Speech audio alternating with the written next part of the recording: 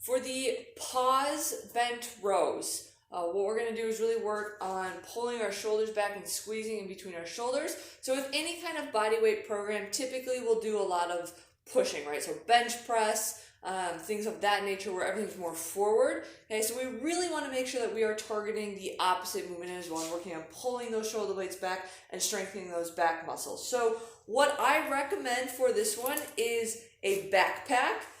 Preferably filled with lots of heavy textbooks, so you've got some weight to this. Now, believe it or not, I don't actually have a normal size backpack at my house, so I'm going to demonstrate using this mini one. You'll get the idea.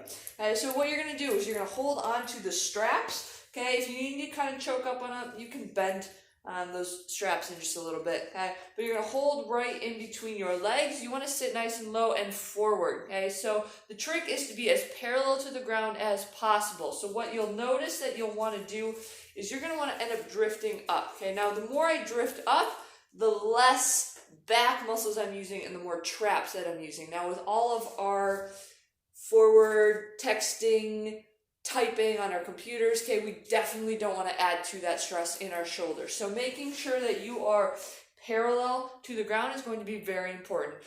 Video yourself doing it, do it in front of a mirror, whatever you need to do to make sure that you're nice and flat. So you're going to hold on to the straps of that backpack, back stays nice and flat, pull those shoulders back, you're going to pull elbows in, squeeze up here, so you're going to hold, and I want you to hold for 5 seconds at the top so that you can really focus on what muscles am I using? Are my shoulders back and down towards my hips, or am I tense up here? Okay, pay attention to where your hand is. Hand should be back more towards your hips and not up by your shoulders. So those are the key things to be aware of when you're doing this, and find some of those textbooks to really load up that weight.